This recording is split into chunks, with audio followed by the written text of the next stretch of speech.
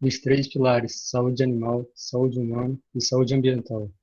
A partir desse temos essa integração de poder contribuir desenvolvendo pesquisa, aumentar o conhecimento científico disponível e melhorar a educação médica, cuidando e cuidado clínico e saúde pública. Pode falar, Gabriel. Nosso grupo tem como os orientadores o professor Rogério Ventura, Renan Modesto, Leonardo Gripa, professor Juliano Barreto e nossa apoiadora Fernanda Ragazzi.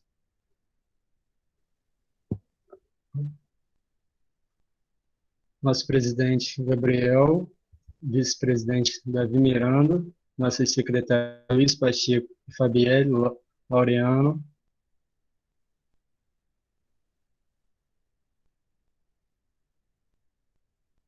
pode falar o slide, Gabriel. Tesoureiro Bruno Barreto, os moderadores José Faria, Marcos Paulo, Bruno Carlos. Gente, a gente só pede uma coisa, para não repassar o link da palestra, preservação. Pedimos também que não entre na sala com o microfone ligado, nem câmera, e os certificados terão prazo de 15 dias após. Hoje a palestra será com a médica veterinária Stefania Sussai. O médico, a palestra será, pode voltar, Gabriel. A palestra será sobre o médico veterinário como profissional na saúde única e na medicina coletiva.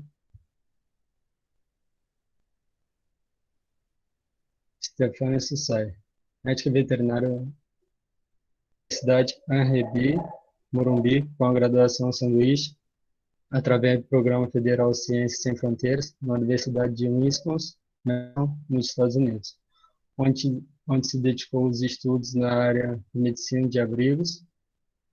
Participou do curso de consultoria de abrigos na Universidade de Wisconsin, Fellowship, Camp Consulting, e foi estagiário da Dunning Culture Human Society. Mestrando em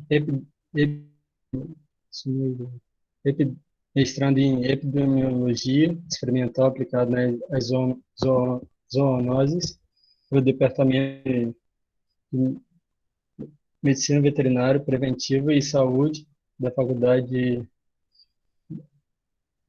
de Medicina Veterinária e Zootecnia da Universidade de São Paulo, coordenadora dos médicos veterinários de rua da Associação dos Médicos do Mundo, a médica Cães e Gatos, pesquisadora do Departamento de Saúde Coletiva da Faculdade de Medicina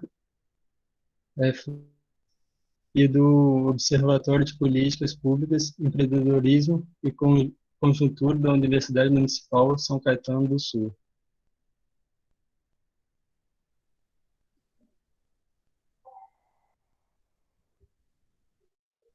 Ao final, divulgaremos as próximas palestras.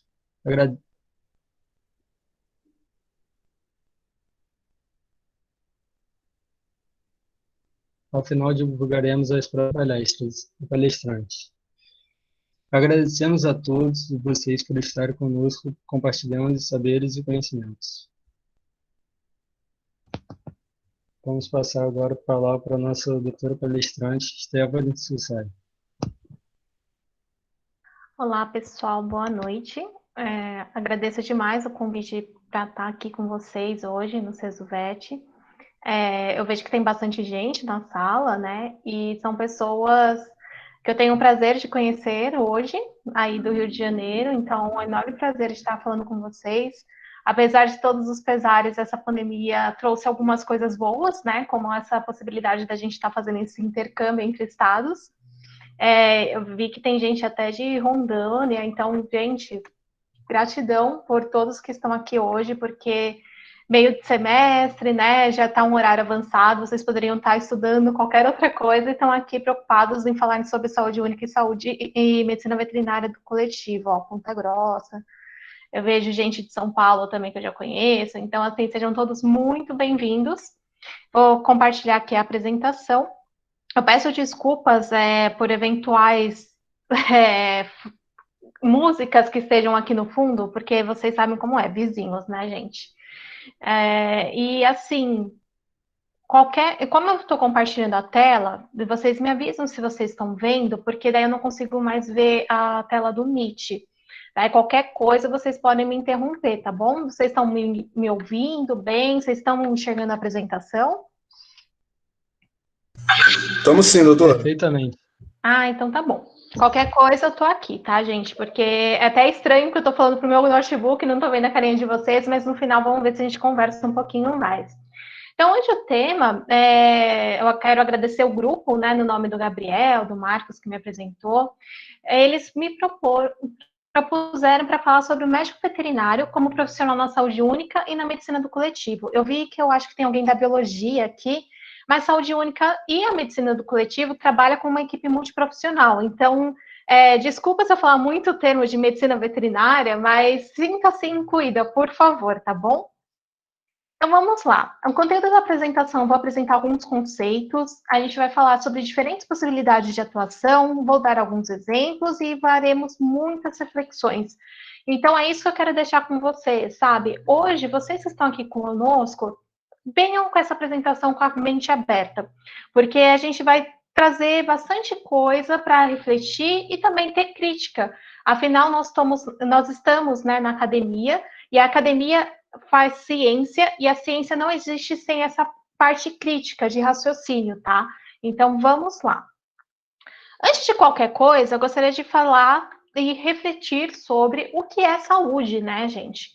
Segundo a OMS, que é justamente a Organização Mundial da Saúde, ela fala que saúde é um estado completo de bem-estar físico, mental e social, e não somente a ausência de afecções ou enfermidades. Ou seja, muita gente fica pensando que saúde é só quando eu estou sem doença, mas não é bem assim. A própria OMS conceitua desde o século passado que a saúde engloba muito mais coisas, ou seja, não é muito fácil ser saudável, né? Mas a gente tem que tentar. E aí vem aquela discussão, que eu não sei se vocês já fizeram aqui no grupo de vocês, mas conceitualmente é muito pensada e planejada na academia e na prática. A saúde única versus saúde pública versus saúde coletiva, isso deixa a gente com muitas dúvidas. É a mesma coisa? São coisas diferentes? A gente vai dar destrinchando cada uma delas. Bom, saúde única. O pessoal do grupo já apresentou o que é a saúde única. É justamente essa imagem que a gente encontra na página do nosso Conselho Federal de Medicina Veterinária, que é a união indissociável entre a saúde animal, humana e ambiental. Isso é um conceito, gente. Vamos dizer que não existe uma especialidade em saúde única, né? É um conceito que, independente da especialidade, você pode estar abordando, porque uma saúde vai interferir na outra. Se nós, como médicos veterinários, que atuamos principalmente com a saúde animal, não vamos deixar essa saúde animal equilibrada, né? Vamos atuar positivamente ou negativamente nela, a gente vai impactar no ambiente e na saúde humana. E isso a gente vai estar vendo ao longo de toda a apresentação. Então, a saúde única é um conceito, né? Não seria uma área, assim, específica. Em qualquer área da medicina veterinária que você for trabalhar, você pode estar trabalhando com saúde única. Mas e saúde pública? Do mesmo jeito que é difícil conceituar saúde, tem muita definição de saúde pública. Mas o Castiel, que é esse autor que publicou na Biblioteca de Saúde Pública da Fiocruz, ele trouxe que muitos autores concordam em algumas coisas, como, por exemplo, o termo pública equivale ao setor público, governamental. Então, quando a gente pensa em saúde pública, a gente já pensa normalmente no setor público, né, no governo. E que pode incluir a participação da comunidade organizada, o público mesmo, quem que vai receber essa saúde ou para quem essa saúde está sendo pensada. E a gente vai identificar esses serviços dirigidos a essa dimensão coletiva. Então, normalmente, quando a gente fala em saúde pública, a gente não pensa num único indivíduo, a gente pensa nessa dimensão coletiva, nesse grupo de pessoas, né? Na sociedade, geralmente. Só que, apesar de eu pensar na sociedade, eu tenho que acrescentar nessa dimensão coletiva alguns serviços pessoais, alguns grupos mais vulneráveis. Como assim? A gente não tem programas de saúde da mulher, saúde do idoso, porque tem alguns grupos que merecem umas atenções diferenciadas, né? Porque a gente sabe que, não, apesar de todos nós sermos seres humanos, cada um tem as suas especificidades ao longo da nossa vida, seja por faixa etária, gênero, ou também por questões sociais. E também, outro ponto que os autores concordam entre eles, é que quando a gente fala de saúde pública, normalmente a gente refere a alguns problemas de elevada ocorrência ou que são de ameaça. Então, problemas de saúde pública, agora Covid, ou dengue, né, relacionado à doença, ou ameaça à saúde, como é o caso de violência. Então, saúde pública, qual seria uma melhor definição, né? Essa definição é da Abrasco, que a Ascom da Federal de Goiás apresenta, que a saúde pública, ela toma como objeto de trabalho os problemas de saúde, que podem ser definidos nos termos de morte, doença, agravos, riscos e sua ocorrência no nível da coletividade. Bom, o que é isso, né? O que isso quer dizer? Quando eu não sei, provavelmente aqui temos estudantes de todos os semestres, né? Nem sei se todos ainda tiveram acesso à disciplina de epidemiologia, por exemplo. Quando a gente fala em saúde pública, a gente trabalha muito com algumas taxas, por exemplo, mortalidade, né? Número de mortes, o número de a prevalência de doenças, incidência, a parte de que é quando está acontecendo a doença, né? O número de casos.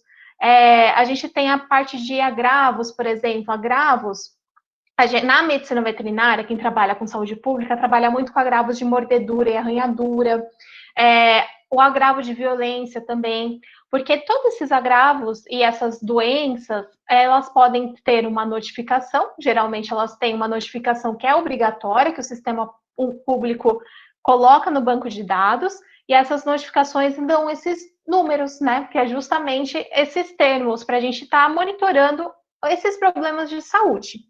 E a gente sempre pensa esse monitoramento, esse objeto de problemas de saúde, pensando no nível do coletivo, do grupo. Então, isso seria a saúde pública, tá? E assim, e a saúde coletiva? Porque todo mundo fala bastante de saúde pública, saúde coletiva, elas são iguais, são semelhantes.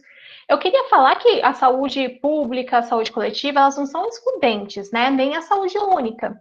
A saúde pública, ao contrário da saúde única, que é um conceito, a saúde pública é um campo de atuação, assim como a saúde coletiva. A saúde coletiva, também com a definição da Abrasco, que a Ascom da Federal de Goiás apresenta, ela tem como objeto as necessidades de saúde, não são os problemas, mas as necessidades. Como assim? Quais são aquelas condições que não servem apenas para evitar a doença e prolongar a vida, mas também para melhorar a qualidade de vida? E, dependendo como for, permitir o exercício da liberdade, eles colocam humana na busca da felicidade. Então, a saúde coletiva, gente, eu não sei se vocês já estudaram um pouquinho da formação do Sistema Único de Saúde, mas a saúde coletiva foi um movimento muito intenso da América Latina, principalmente na década de 70 no nosso país, e que trouxe não apenas os sanitaristas, né, que eram aquele pessoal da saúde pública, eles juntaram com o pessoal das ciências sociais.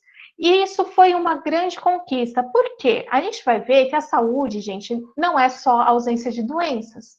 E a saúde precisa ser pensada de uma maneira ampla. E é justamente isso que a saúde coletiva vem chamar a atenção. Só que aí tem esse conceito aí de permitir o exercício da liberdade humana que me incomoda, porque eu acho que todas as pessoas têm que ser livres. Mas e por que a gente não está falando de animais, né? Hoje eu estou trabalhando no Departamento de Medicina Preventiva e Saúde Coletiva da Medicina Humana da USP. E a saúde coletiva, a gente da medicina veterinária não ocupa o nosso espaço. E eles não sabem o potencial que o médico veterinário tem para trabalhar com saúde coletiva, né? E, então, uma crítica que eu faço à nossa classe, porque a gente precisa discutir mais sobre saúde coletiva, entrar nos espaços. A gente tem a Abrasco, que é uma Associação Brasileira de Saúde Coletiva, que desde a década de 70, né, vem lutando para a formação do sistema único, consolidou o sistema único de saúde, por aí vai. E por que a gente não vê tanto médico veterinário apresentando trabalho nos congressos, ou participando das reuniões, ou sendo associado da Abrasco? Eu sou uma associada, eu acho que eu devo ser uma das poucas médicas veterinárias de lá. E lá na faculdade de medicina, eles não veem a potencialidade que a gente tem. Só que quando a gente começa a discutir os problemas de saúde, eles veem, nossa, o médico veterinário tem esse potencial. Sim, nós temos. Então, a saúde coletiva, a gente é um espaço que a gente precisa ocupar. Então, venho chamar vocês para estudarem um pouquinho mais também sobre saúde coletiva, porque a gente precisa ocupar esse espaço, tá bom? Só para a gente reforçar, doença não é só biologia, do mesmo jeito que a saúde não é a ausência de doença. A gente tem esses determinantes sociais da saúde, que é muito falado na saúde coletiva. Então, ele vem falar que o quê? O meio onde a gente vive, né, é toda aquela questão também de saúde única, né? A saúde do ambiente vai influenciar na saúde das pessoas e do animal que está vivendo ali. E ambiente, gente, não é só a Amazônia, o Pantanal, a Mata Atlântica, é o ambiente onde a gente está, é onde eu trabalho, é onde eu estudo, é onde eu moro, porque isso de alimentos, agrícola, a nossa educação, o ambiente de trabalho, emprego, desemprego, a questão sanitária, né, de água e esgoto, serviços, acesso a serviços de saúde e até a habitação, que tipo de habitação que esse indivíduo mora, vai influenciar na saúde dele. Por isso que eu extrapolo também para os animais, né, e as condições de trabalho também desse indivíduo, porque nós não podemos ignorar isso na nossa prática, né? Porque o animal, ele não vive isolado do mundo, ele está dentro de um contexto, dentro de uma comunidade, dentro de um ambiente. Então, independente da minha área de atuação, eu preciso estar lembrando que a saúde não é só a ausência de doenças, e que eu não preciso só pensar naquele agente etiológico, naquele vírus, naquela bactéria, porque às vezes eu posso ficar tratando ele, só que se a causa for que mantém ele no ambiente e não for tratada, eu não vou ter sucesso. Então, vamos lá. Aí a gente vem também com aquele conceito de medicina veterinária do coletivo. Isso é uma área de atuação. Aqui no Brasil foi traduzida como medicina veterinária do coletivo, mas ela surgiu lá nos Estados Unidos como shelter medicine, né, que é a medicina de abrigos. Aqui no Brasil, ela tem 3 pilares, que seria a saúde pública / saúde coletiva, a medicina de abrigos e a medicina legal, né, a medicina forense, enfim. Eu faço esse esquema, eu acho que quem vai trabalhar com medicina veterinária do coletivo, que é uma especialidade reconhecida nos Estados Unidos desde 2014, então, do mesmo jeito que você tem o médico veterinário que é cardiologista, que é neurologista, ortopedista, enfim, você tem o médico veterinário de abrigos. Aqui no Brasil, a gente não tem ainda essa especialidade reconhecida, mas quem sabe no futuro a gente possa ter. Mas eu falo que quem vai trabalhar com medicina veterinária do coletivo precisa entender muito bem de medicina preventiva, porque é mais fácil você prevenir do que ficar tratando. E ficar tratando sem cortar uma pela raiz não vai dar certo, e é mais em conta, inclusive, prevenir do que depois ficar tratando. Tem que entender de epidemiologia, que é justamente a área que estuda a dinâmica das doenças, né? Agora a epidemiologia está em alta com a Covid, então a epidemiologia, a gente tem a disciplina, mas a gente também tem a pós-graduação, né? Que inclusive eu estou fazendo. A epidemiologia é justamente esse ramo que estuda tanto a dinâmica populacional, né? Na medicina veterinária a gente pode ver a dinâmica de cães e gatos, como a gente faz o controle populacional deles, mas também, né, de espécies invasoras, mas também de doenças, e não somente doenças da medicina veterinária, né, restrita aos animais ou às zoonoses. A gente faz, sim, o controle da Covid, por exemplo. Então, a epidemiologia que traça aquela curva que é feita, o médico veterinário pode trabalhar pensando nisso. E isso é a área da medicina do coletivo também, né? Então, quem vai também para a medicina do coletivo precisa saber fazer castração, que é um dos procedimentos mais utilizados para o controle populacional, alguns procedimentos clínicos e cirúrgicos, porque quando o animal dá entrada a um abrigo, ele muitas vezes não está em boas condições, então você precisa tratar desse animal. Saber muito sobre doenças infecciosas, isso eu digo infecciosas dos próprios cães, dos próprios gatos, dos cavalos, da espécie que você for trabalhar. e em várias espécies, dependendo de onde for o abrigo, o centro de controle animal. Então, tem que saber controlar a parvovirose, sinomose, FIV-FeLV, qualquer dessas doenças, e é importante, pensando, né, no contexto de pequenos, por exemplo. Tem que manjar também um pouquinho de design de instalação. Como é isso? Eu vou ter canis, gatis, né, baias, curral. Do mesmo jeito que a gente prepara uma propriedade rural para receber, né, o rebanho, a gente prepara um abrigo para receber esses animais. E esse abrigo tem que ter, no mínimo, as condições sanitárias adequadas e as dimensões para eles passarem um tempo. Lembrando que abrigo é um lar temporário, não um lar definitivo, né? Ou não é a solução ter abrigos. Bem-estar animal é importante a gente conhecer as 5 liberdades, porque todas as ações da medicina veterinária do coletivo devem ser planejadas respeitando o bem-estar animal. Etologia, que é o estudo do comportamento da espécie. Então, se eu for trabalhar com cães ou gatos, eu preciso saber o comportamento de cada um, de cavalos, o que for que você for trabalhar, a espécie que você for trabalhar, você tem que conhecer o comportamento. Gestão e marketing, que é muito pouco falada na medicina veterinária, às vezes a gente fala um pouquinho de gestão na parte de escrituração zootécnica, né? Mas gestão e marketing é tudo, porque pensa, você tem um abrigo, é como se fosse administrar uma propriedade rural, mas voltada para pequenos animais, normalmente, ou para cavalos, enfim. E esse abrigo, ele precisa ser administrado, ele tem custos, ele precisa gerar o produto final, qual que é o produto final de um abrigo? Normalmente é a adoção. Então, para eu conseguir essa adoção, só vou conseguir através de marketing. Então, o médico veterinário do coletivo precisa manjar de gestão e marketing. Precisamos saber sobre medicina veterinária legal, afinal, a gente recebe muitos casos de maus tratos, a gente precisa saber os sinais para fazer uma caracterização, para fazer laudo, para fazer perícia. Medicina veterinária legal, hoje em dia, eu acho que diria que é essencial em qualquer área de atuação que vocês forem, sabe? E a saúde pública e as zoonoses, né? É bem essencial a gente saber sobre saúde pública e zoonoses trabalhando com medicina veterinária do coletivo, né? Porque a gente vai ter esse viés de trabalhar com o público. E quando eu recebo um animal com suspeita de zoonose, como que eu devo fazer para não colocar minha população animal em risco, nem a população humana que trabalha com ele, nem com os futuros adotantes? Então, a gente precisa pensar sobre tudo isso, tá? É fácil ser médico veterinário do coletivo? Não, mas pode ter certeza que é gratificante e a gente vai atuar naquele nível de coletividade mesmo, de grupo, né? É uma medicina de rebanhos, então, assim, rebanhos de pequenos ou grandes animais. E a gente precisa pensar nesse coletivo, ter esse olhar que cada ação individual vai afetar no coletivo. E assim, a medicina de abrigos, de acordo com a Associação de Shelter Veterinarians, né, dos veterinários de abrigos dos Estados Unidos, que é uma especialidade, igual que eu falei, eles colocam que é a área da medicina dedicada a cuidar de animais sem casa, em abrigos ou em lugares dedicados a achar lares para eles, ou seja, alguns lares temporários, aquelas pessoas que ficam com o animal por um tempo até achar um adotante. E esses tipos de veterinários, eles fornecem uma única combinação, que é diferente dos outros veterinários. Por quê? Eles promovem justamente esse nível de cuidado individual e de população, porque a gente vai atuar com um animal individualmente, mas também a gente vai pensar no coletivo, e a gente vai ter uma forte preocupação com bem-estar físico e comportamental.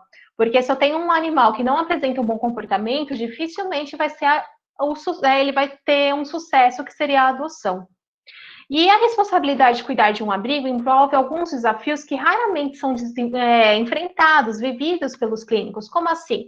Muitos animais entram nos nossos abrigos sem histórico médico e podem ser de rua. Eu falo que nenhum animal é de rua, essa é a definição deles. O animal está em situação de rua porque ou ele nasceu naquela situação de uma vítima da que a mãe foi abandonada, ou ele foi abandonado. Então, o animal está em situação de rua porque ele é vítima de um abandono, ou ele pode ser feral, que é aquela condição que o animal volta, né, regride um pouquinho na domesticação e volta a ter os seus instintos mais aflorados.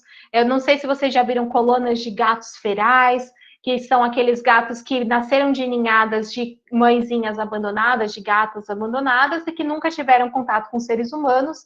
Então, os gatos, eles regridem um pouco na domesticação, inclusive na medicina veterinária tem uma baita discussão, né, na medicina de felinos, que gatos não seriam uma espécie domesticada ainda, mas enfim, vamos reter a isso.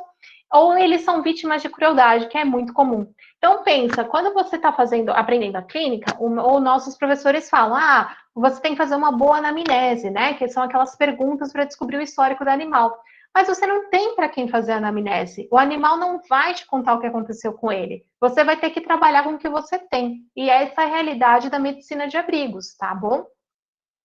Então, a medicina de abrigos trabalha com gestão, e a gente tem que pensar em todos esses desenhos, fazer o fluxograma de abrigo, trabalhar com as superfícies e drenagens, com temperatura, ventilação e qualidade do ar, iluminação, som, agrupamento desses animais, enriquecimento ambiental, programas sanitários, comportamento, e trabalhar principalmente com a comunidade, porque se o abrigo, né, o centro de controle animal não tiver uma boa relação com a comunidade, dificilmente ele terá o sucesso que seria a adoção. E esse fluxo tem que funcionar. Entra animal, mas tem que sair. Abrigo não é um depósito, um destino final de animais, ele é só um lar temporário. Aqui na esquerda eu trouxe um esquema de como seria o design de um abrigo, né?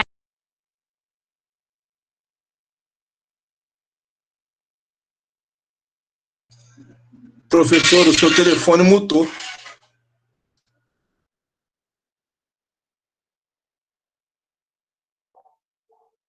Eita, gente, nem tinha visto que tinha mutado. Vocês estão vendo a apresentação? Estão sim. Então tá. Eu não sei até que parte vocês ouviram, mas eu vou falar desse desenho do abrigo. Pode ser? Vocês ouviram até o trabalho com a comunidade? Sim, sim. Então tá. Então, esse desenho, gente, representa um pouco quanto vai numa construção. Eu deveria destinar 65% para áreas de uso animal e 35% para acesso ao público, por exemplo, né? E aí ele divide, ó, para treinamento de animais, quanto por cento da área daquele local. A gente vê que esse seria um abrigo ideal que a gente encontra nos livros de shelter medicine e que na prática muitas vezes não é assim. Mas eu acho que a gente tem que tentar trabalhar e conversar para que esse ideal seja alcançado, né? Por exemplo, cães e gatos separados, né? Não aquela coisa junta. E tá, onde esses animais estão, normalmente não tem um encontro, não, a população não entra, né? O público não entra por questões sanitárias, enfim.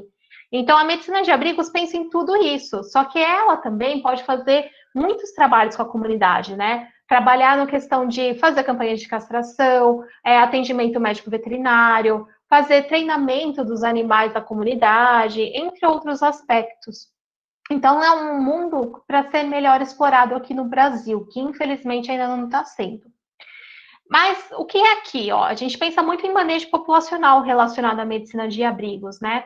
Na Europa e nos Estados Unidos, esse manejo populacional era pensado, né, pelos abrigos, pelos shelters, relacionados aos animais perdidos e o seu bem-estar, né? BEA é bem-estar animal, e a saúde pública, que era afetada por causa desses animais em situação de rua. Já na América Latina, a gente tinha os centros de controle de zoonoses, a gente não tinha abrigos, a gente tinha centro de controle de zoonoses, a preocupação principal era a raiva, e a preocupação era a saúde pública, o bem-estar animal vinha por último, digamos assim. E como que foi feito esse manejo populacional, pensando assim meio que historicamente? Através da urbanização e a industrialização, a gente teve as aldeias virando vilas, cidades, e muitos animais de produção viraram animais de companhia. E aí, esse centro de controle animal, às vezes, no comecinho, né, isso no século XVIII, XIX, que foram os primeiros centros de controle dos animais, eles pegavam, às vezes, animais perdidos, como cabras, cavalos, enfim, e levavam de volta aos seus donos, ou os donos vinham buscar no centro de controle animal. Primeiro, os animais de produção. E depois, esse centro de controle animal começou a receber, né, ou capturar esses animais de companhia. Esses animais de rua, né, que foram surgindo também pelo descontrole populacional. Como eu falei, animais de rua não existem, são animais em situação de rua gerados por um abandono. E A gente também teve, no começo, né, do século XVIII, XIX, as primeiras sociedades de produção, de proteção animal. A primeira, essa RSVCA, é lá da Europa, e a SPCA é dos Estados Unidos, que é de proteção à crueldade animal. E a gente tinha muitos casos de raiva pelo mundo, e o manejo populacional era feito dessa maneira. Essa é uma foto lá de Nova York, que eles colocavam os cães vadios, os cães de rua, né, que estavam em situação de abandono na rua, e eles literalmente afogavam no lago. Então, essa era a forma de controle de população. Aqui no Brasil, a gente tinha carrocinha, era muito comum, né? Assim, todo mundo tinha vários estereótipos de carrocinha que passava, pegava o cachorro para fazer sabão. Mentira, isso não era feito para fazer sabão, mas o cachorro era literalmente morto, né? A gente nem fala de eutanásia, porque muitas vezes as condições que eram feitas dessa morte do animal eram péssimas. A gente tinha câmeras de gás, entre outras crueldades que aconteciam. E aqui no Brasil, uma lei que é aqui de São Paulo, que é a 12.916, de 16 de abril de 2008, foi um marco, porque ficou vedada a eliminação da vida desses cães que eram encontrados, ficavam 3 dias e depois morriam. Foi proibido, a gente não podia mais matar, né, aqui em São Paulo. Exceto nos casos de algumas doenças incuráveis, infecto-contagiosas incuráveis, que colocavam em risco a saúde das pessoas, por exemplo, né, a raiva, que sempre foi muita preocupação, ou alguma coisa que tivesse realmente infringindo o bem-estar daquele animal. E essa lei, gente, foi um marco por quê? Porque depois que veio em São Paulo, o estado de São Paulo, ela espalhou para outros estados. Até que em 2017, a gente teve essa lei, que era de controle de natalidade de cães e gatos, porque até então podia existir a carrocinha em outros estados, mas aí eles falaram, através dessa lei 13.426, de março de 2017, ele fala sobre o controle em todo o território nacional brasileiro, que ele vai ser regido por isso, né, por essa lei, e que a esterilização, ou seja, a castração de animais, que vai ser executada como controle de natalidade, controle populacional. Ou seja, matança está proibida no Brasil, tá? A gente não pode aceitar que o controle populacional seja feito via eutanásia, porque isso já comprovou que não era efetivo. Matar não estava controlando a população, né? E assim, ele pede que haja um estudo das regiões, enfim, né, para prevenir essa superpopulação, para ver essa parte epidemiológica, e para ver quantos animais precisam ser esterilizados, né? Porque você tem algumas estratégias que, assim, é muita gente não, é muito bicho para ser castrado, mas você não tem uma erva para castrar todo mundo, então se você castra machos, fêmeas mais jovens, pode ser que tenha maior sucesso, né? E que o tratamento fica prioritário para animais localizados em comunidades de baixa renda. Essa lei, gente, ela foi muito criticada, por quê? Apesar de que acabar com a matança no Brasil, ela é muito vaga. Vocês podem acessar pelo link. Ela não fala assim, como que vai fazer essa castração, quem vai ser responsável. Se vocês entrarem na lei, vai ter uns vetos, assim, sabe? Mas ela foi importante porque é um marco, né, brasileiro para a gente acabar com a matança, que não resolvia o controle populacional. Aí eu trouxe essa resolução de 2018 de regulamentação das profissões da saúde e a gente está aqui. Eu trouxe esses conceitos, né, de medicina veterinária legal, de medicina veterinária legal não, de medicina veterinária do coletivo, manejo populacional, enfim, saúde única, saúde coletiva, saúde pública, e agora a gente vai começar a falar das práticas, né? Isso que regulamentou, essa resolução que regulamentou o médico veterinário como profissional da saúde.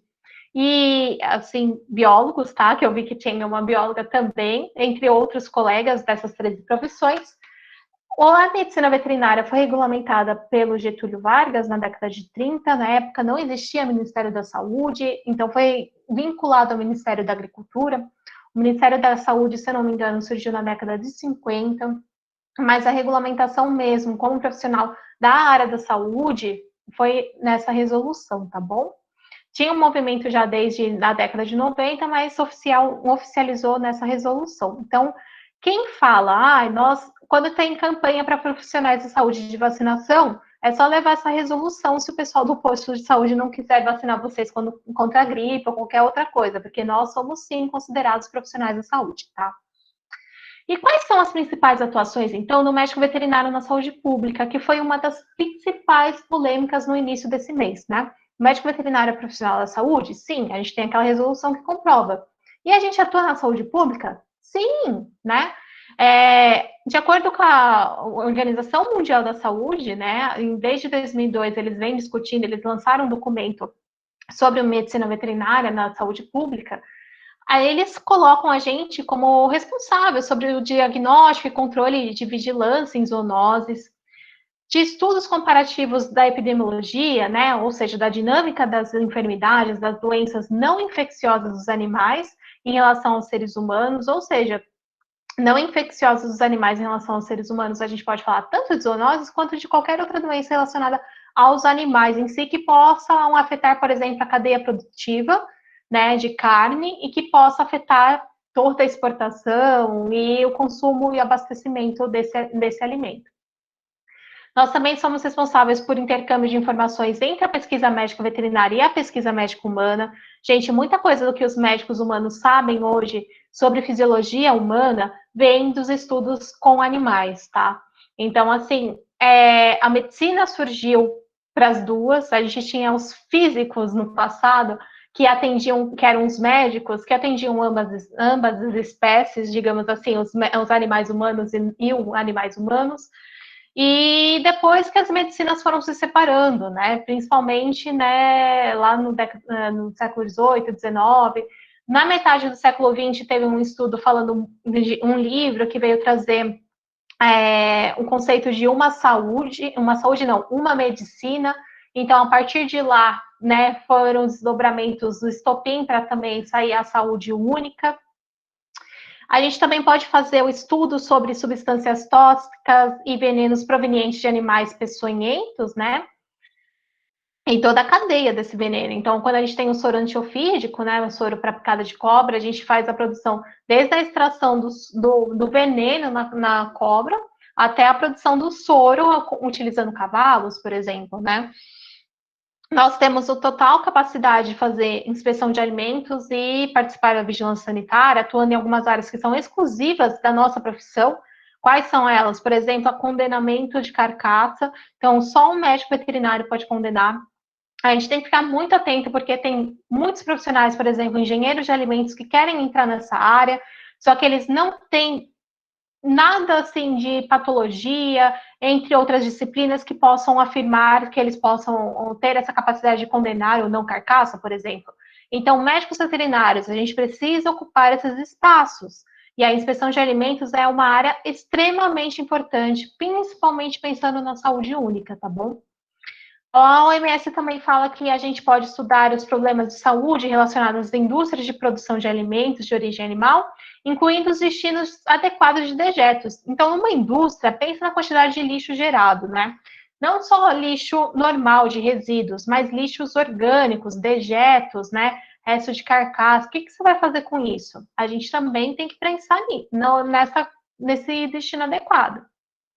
A gente supervisiona a criação de animais de experimentação nos biotérios.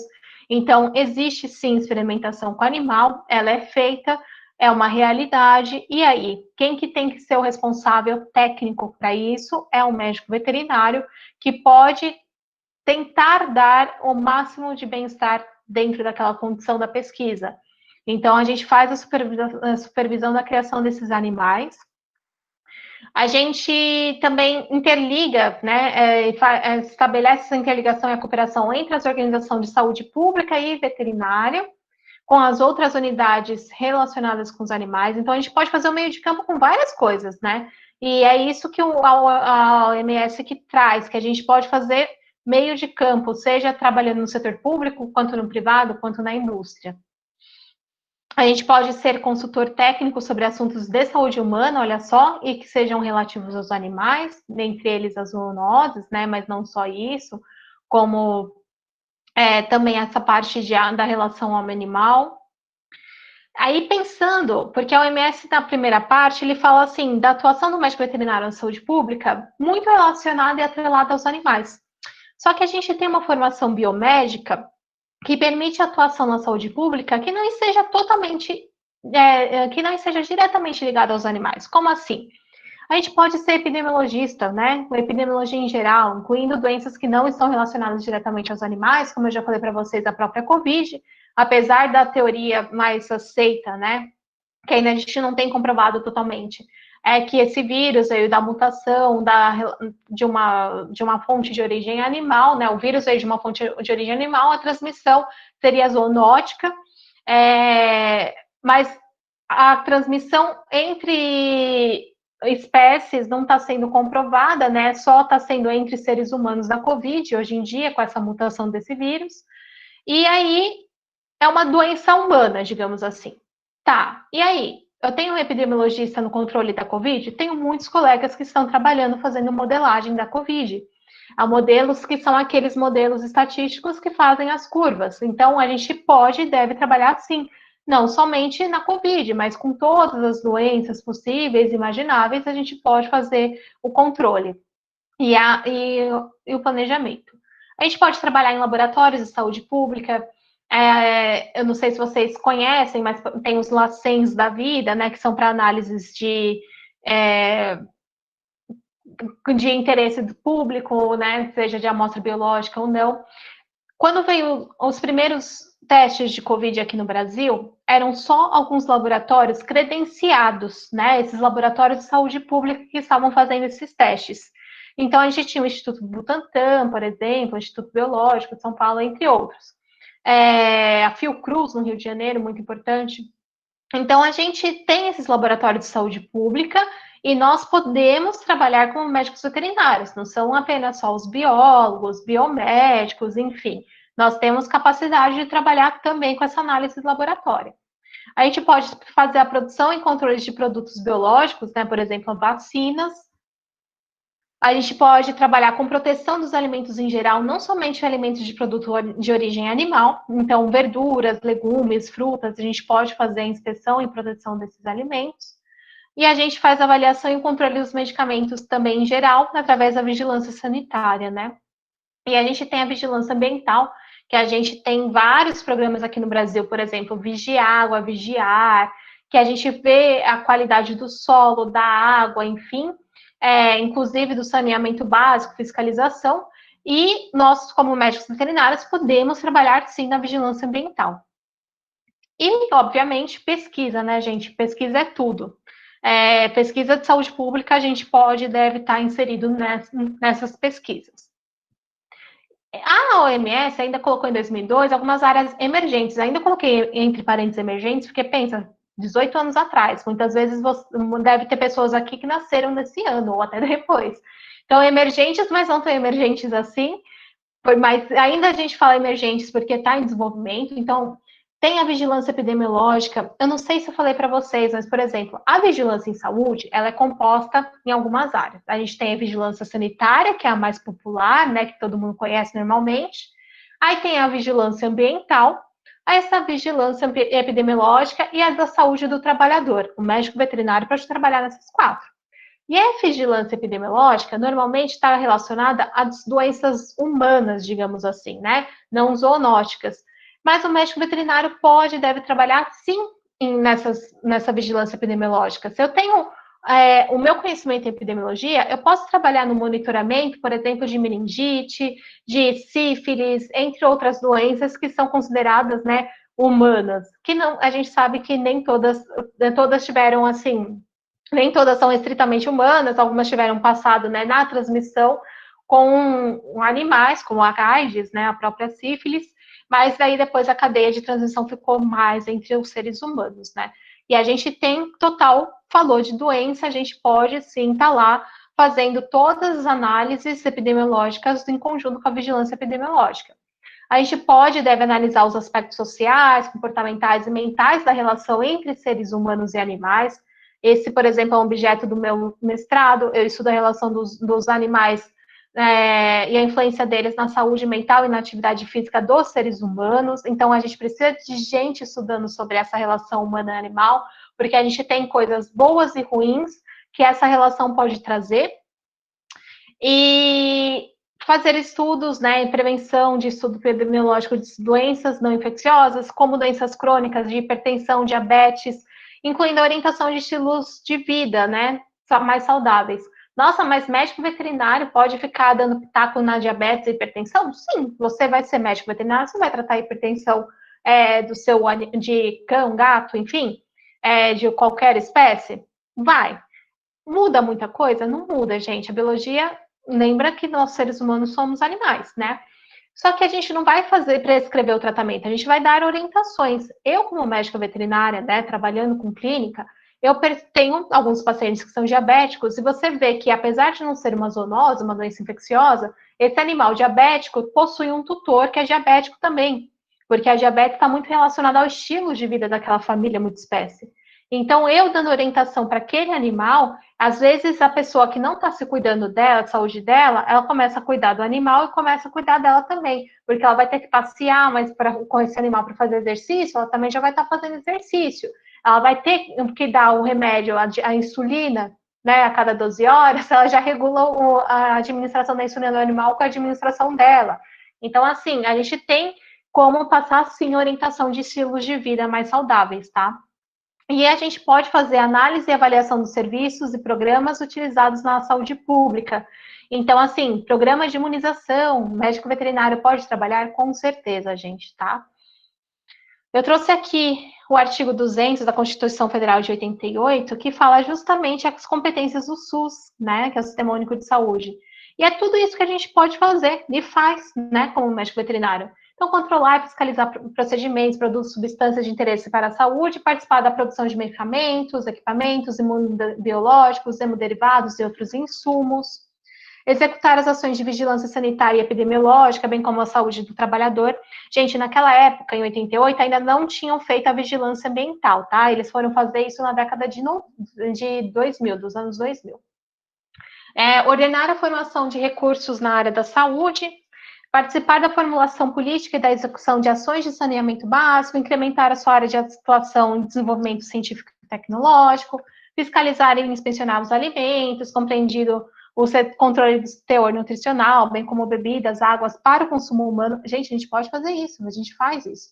Participar do controle e fiscalização de produção, transporte, guarda e utilização de substâncias e produtos psicoativos, tóxicos e radioativos. A gente utiliza isso na medicina veterinária, né? Inclusive, são os mesmos produtos, os mesmos fármacos. Então, a gente pode também fazer a fiscalização nos hospitais. Colaborar na proteção do meio ambiente, nele compreendido do trabalho. Meio ambiente, como eu falei, não é só floresta, bioma, né? É onde a gente vive, é o meio onde a gente vive. Então, gente, eu vou trazer, assim, casos mais práticos, né, para vocês entenderem tudo isso que é a OMS, que a nossa Constituição está falando, e a gente se enxergar na atuação. Então, ó, fiscalização de estabelecimentos de interesse de saúde e de bens de consumo. Eu acho que vocês já viram esses selos, né, do SIM, esse é do estado de Santa Catarina, do CIE e o CIF, né, que são o selo de inspeção municipal, estadual, federal. Por quê? Quando a gente fiscaliza o estabelecimento de bens de consumo, a gente normalmente pensa em consumo de produtos, e esses produtos seriam alimentos. Então, a gente fiscaliza a indústria, distribuição e comércio de consumo de alimentos, tais como cozinhas industriais, hipermercados e supermercados, refeitórios, açougues, abatedouros. Eu quero colocar aqui um parênteses, porque abatedouros, esse SIM, CIF, essas coisas, ó, Ministério da Agricultura. Isso é incumbência de quem vai lá no abatedouro, é do MAPA, é do Ministério da Agricultura, tá? A produção desse alimento. Só que quem fiscaliza, né, que seria a vigilância sanitária, é do Ministério da Saúde, é da Secretaria da Saúde, enfim. Então, a gente pode atuar nessas duas áreas. E outro parêntese, a gente vai fiscalizar, mas existe a possibilidade de eu ser responsável técnico por aquele lugar. Eu posso trabalhar com consultoria. Então, eu vou ser responsável técnico de um supermercado. Eu vou receber para isso. O RT, né, que é o responsável técnico, ganha por preço tabelado. Cada estado, no CRMV, tem um preço tabelado para horas trabalhadas do responsável técnico. Então, olha só como o médico veterinário pode estar lá. Eu posso fiscalizar o supermercado que tem como um RT um médico veterinário. Eu posso fiscalizar também bar, lanchonete, ambulante, congêneres, restaurantes. Eu, como médico veterinário, posso ser responsável técnica e consultora de um restaurante? Sim, eu posso falar como que deve ser feito a limpeza, como tem que ser o armazenamento, como que tem que ser a estrutura daquele restaurante. Lembra daquela que a gente estava falando da medicina de abrigos, que tinha toda a estrutura para abrigar os animais? Dentro dessas indústrias, dentro do supermercado, dos restaurantes, tem a planta que é pensada para manipulação de alimentos e também para servir o alimento. E esse alimento, quem ainda não teve nessa parte de inspeção e de tecnologia de alimentos, tem todas umas regras, umas legislações que devem ser seguidas, e o responsável técnico, todo esse estabelecimento precisa ter um responsável técnico, e ele vai ser responsável por treinar a equipe. Então, olha que incrível que o médico veterinário pode fazer também, né? Ele pode estar lá, eu posso ser fiscal lá daquele restaurante, um restaurante pode ter um médico veterinário como responsável técnico, e o médico veterinário vai me mostrar o que ele está fazendo.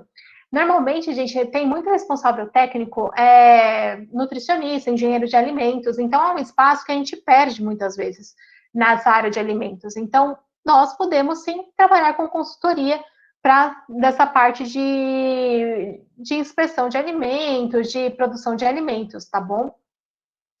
Aqui é uma fotinho, na semana acadêmica da minha universidade, a gente fez um módulo de saúde pública e a gente visitou a planta lá do hipermercado Carrefour. Fica no interior de São Paulo, em Itapevi, a cidade vizinha, inclusive, e aqui nessa planta a gente estava, o pessoal que fez o módulo está aqui com essa roupa, porque a gente estava literalmente onde eram armazenadas as carnes. Vocês veem na minha mão a peça tem o CIF. Então, assim, apesar de não ser o mapa que emite, eu posso estar lá como médico veterinária certificando que aquela carcaça está boa e que pode virar um produto. Quando eu vou fiscalizar, eu tenho que ver se está com o selo, né, do SIM, né, do selo de inspeção municipal, estadual ou federal. Aqui estava uma temperatura de menos 18 graus, né, que é o ideal para congelamento, para armazenamento das carnes. E aqui também era o centro de distribuição das frutas, legumes e verduras. Então, a gente também visitou esses locais. Aqui é só para vocês terem uma ideia, sabe? Esse é o cotidiano de muitos RTs, de responsáveis técnicos, de pessoas que trabalham nessa área de alimentos, tá bom? Aí a gente pode também fiscalizar estabelecimentos de interesse de saúde, né, de serviços, como assim, sejam eles relacionados às atividades médicas veterinárias, como hospitais, clínicas, consultórios, laboratórios, né, de análises clínicas, diagnóstico por imagem, drogarias veterinárias, pet shop. Inclusive pet shop precisa ter um responsável técnico, né, que é um médico veterinário, e outras formas de comércio. Inclusive esse médico veterinário tem que treinar muito bem a equipe, porque pet shop pode dar muita dor de cabeça, e depois você pode receber muitos processos éticos no Conselho Federal, Regional. Então, pensam que, olha só, do mesmo jeito que você, como responsável técnico de um restaurante, se tem algum surto de alguma doença transmitida por alimentos, você vai ser o responsável também, né? Então, treinar a equipe, ter essa comunicação é essencial. Outras formas de comércio seriam canis e gatis, que é a nossa realidade, né, brasileira, né? Uso e prescrição de medicamentos sob controle especial, a gente também fiscaliza, e controladoras de pragas. Pragas seriam os animais sinantrópicos. Definição de sinantrópicos são aqueles animais que vivem com a gente a despeito da nossa vontade. Como assim? Sabe, pombo, barata, rato. E, às vezes, os cães e gatos, a população que está em situação de rua, que vive a despeito da nossa vontade conosco, podem ser até pensando assim, sinantrópicos. Mas controladores de pragas, uma que nem ganho nada, mas uma marca famosa é tipo Dedetrim. Eles podem ter sim um médico veterinário fiscalizando, além de fiscalizar essa controladora, ele pode ser o responsável técnico dessa controladora, tá? É um campo de atuação, não muito comum, mas é. Nós também podemos fiscalizar outras atividades que não são médicas veterinárias, e muita gente nem sabe. Por exemplo, a gente fiscaliza o hospital humano, sim. A gente fiscaliza a produção de saneantes domissanitários. O que é isso? São os desinfetantes, né? São todos os produtos de limpeza, a gente pode fiscalizar a produção deles. A gente fiscaliza farmácia e drogaria, sim. Então, farmácia, por exemplo, vocês já foram comprar um antibiótico ultimamente? Precisa daquela dupla via, tem um número de série, de lote. Então, a gente vai lá fiscalizar a farmácia, além de ver a data de vencimento, a gente fiscaliza se o número de lote que está lá naquela farmácia estaria naquele endereço. Então, a gente consegue fiscalizar muita coisa, inclusive farmácia e drogaria, que lá existem alguns procedimentos, como a furo do lóbulo da orelha, que seria, né, para fazer o brinco. Eles fazem alguns testes e aplicações de medicação, e a gente tem que ver como está sendo o descarte daqueles utensílios, se tem a limpeza da agulha que vai furar o lóbulo. Então, tem muita coisa para a gente fiscalizar dentro de uma farmácia. A gente também fiscaliza as indústrias de correlatos, as drogas, né, que é onde produz medicações e cosméticos. Alguns serviços de saneamento, então, por exemplo, aqui em São Paulo a gente tem o Semasa, que é para saneamento, mas aí a gente pode fiscalizar onde é a água e esgoto da sua cidade. A gente fiscaliza também salões de beleza. Nossa, salões de beleza? Sim, você não tem aquele alicatinho abençoado que vai tirar a sua cutícula, é a cutícula de 500 mil pessoas, que pode transmitir hepatite, que não quer uma beleza. Então, como que é feita a limpeza daquele alicatinho? Aquele alicatinho, ele só entra naquela estufa que não serve para nada? Ou a gente vai ser esterilizado, vai passar por uma limpeza de fato?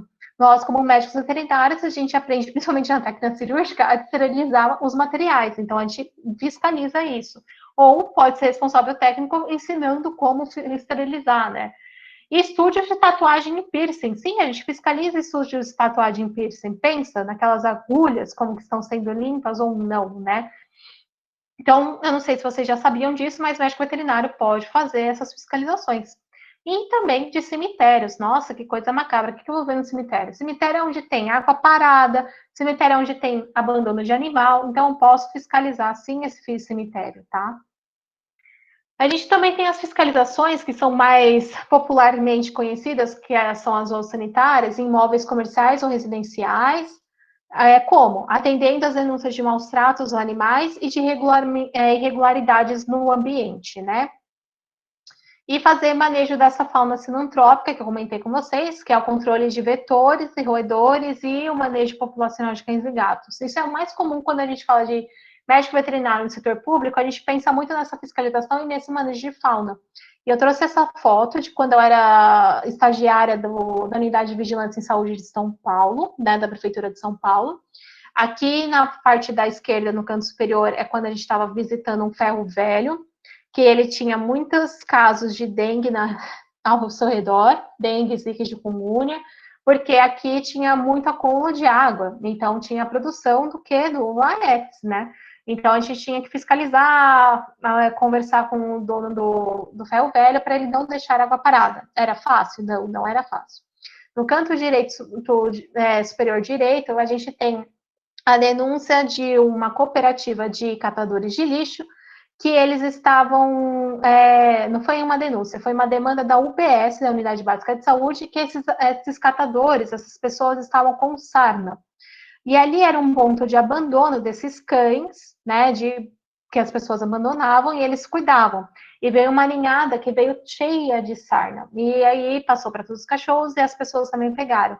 Aí eu tô com esse cara alto, que é o Werner, ele hoje é o atual diretor da divisão de vigilância de zoonoses aqui de São Paulo, e a gente foi fazer o controle com ivermectina dessa sarna e ver as condições dos animais, até que a gente conseguiu tratar a sarna e todo mundo ficou bem, tá? Então, a gente tem muita ação integrada da vigilância com a unidade básica de saúde. A parte inferior esquerda, aqui é a margem do rio Tietê. Eu trabalhava, a unidade de vigilância era de São Miguel Paulista, na zona leste de São Paulo, que é uma região bem periférica. E aí, o rio Tietê corta a cidade, do outro lado do rio é a cidade de Guarulhos, que é o segundo maior município de São Paulo, e desse lado era o distrito de São Miguel, né, dentro da cidade de São Paulo. E aqui, o que a gente foi fazer? A gente foi fazer o controle da fiscalização das ações do Culex. O que é o Culex? É o pernilongo. E a gente fazia isso? Sim.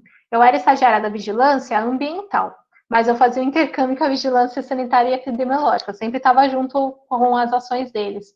E o Culex, a Tati, né, que é essa minha chefe que está aqui do meu lado, a gente trabalhava muito com controle de Culex, o Aedes, né, esses vetores de doenças. E o Culex é uma coisa complicada, porque, por exemplo, na periferia de São Paulo, o controle de pernilongo não era muito bem feito, porque é difícil você entrar no meio. O veneno tem que ser jogado no meio do rio, passam uns barquinhos. Eu não sei se vocês já viram fazendo esse controle. E em São Paulo eles faziam bastante na região do Rio Pinheiros, que é do lado da USP, passa pelo Morumbi, que é a região de Hora Nobre, passa em Pinheiros, que é onde o prefeito morava. Então ficava na área nobre o controle de pernilongo e na periferia não muito. Então, assim, no setor público a gente tem também algumas coisas que acontecem que não deveriam acontecer, né? Como esse descaso com o controle do Culex, que a gente foi ver que não estava sendo bem feito. E aqui na direita, esquerda, direita inferior, né?